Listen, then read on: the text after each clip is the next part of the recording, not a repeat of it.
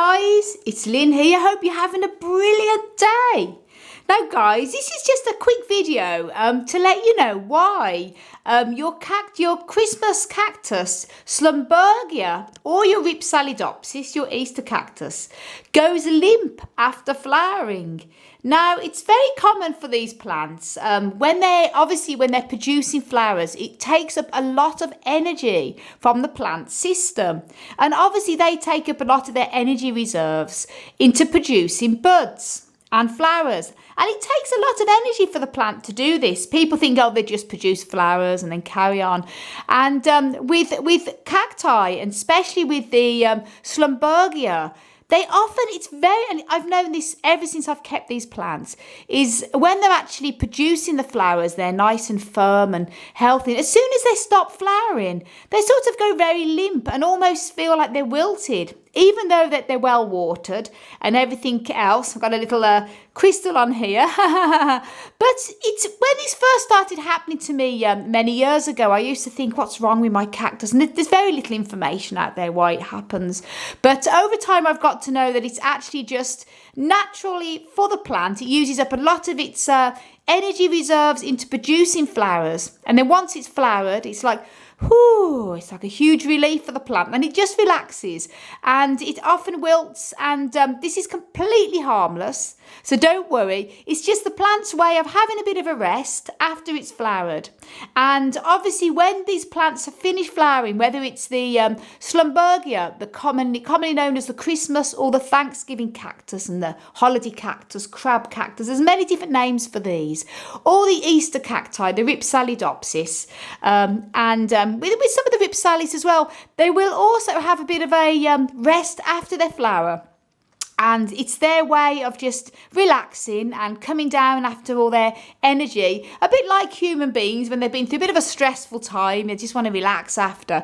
So don't go feeding your cactus your Christmas or Easter cactus after it's flowered. Just let the plant rest, and I always let mine dry out a little bit, not totally bone dry, but I go very, very light on the watering after they've flowered, so they can just completely rest. And then they usually find in about 6 weeks time the plant sort of picks up again, starts to get firm, and then carry on growing throughout the season. And in this case here, look, I've got seed pods, which is really exciting. I did cross-pollinate this with my other one a few weeks ago, and it's sort of been flowering on and off, even though it's now summer here. It's crazy, guys. This is my Christmas cactus flowering in summer, but they often do rebloom again throughout the year, which is an added bonus. But I just wanted to make that quick video because I've had a few people say to me they noticed that their plant has stopped flowering and it's gone very limp.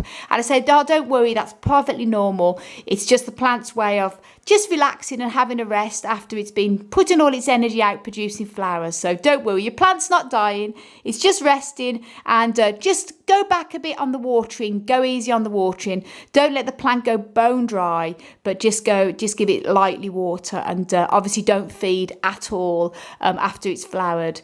Leave it for a good couple of months, and then start treating it as normal again. And I've made a video on how to care for Christmas cacti and also epiphytic cacti.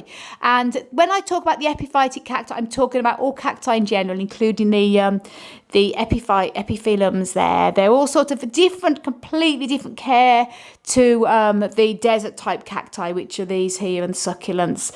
So links up above to how to care for your epiphytic cactus, and this also includes Christmas as well, and also links up above into 10 reasons why your Christmas cactus is not flowering, so that might give you some help there too. And guys, I want to send you loads of love, heaps of happiness, and tons of plant power. Oh yes, guys, if you wonder why I've got a crystal around my plant, I love crystals, and I put them all around the plants. Me and Hans have a few here. As you can see, there's a big crystal there with our plants on, and what we do is we put them all around the plants. It gives them lovely energy.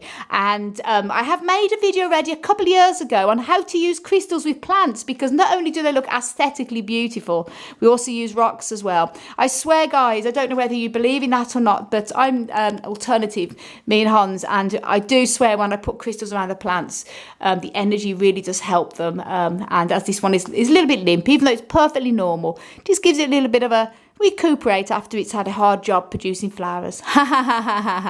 So guys, send you loads of love, heaps of happiness, and tons of plant and cactus power. As always from Ireland. Until the next video, guys. Bye.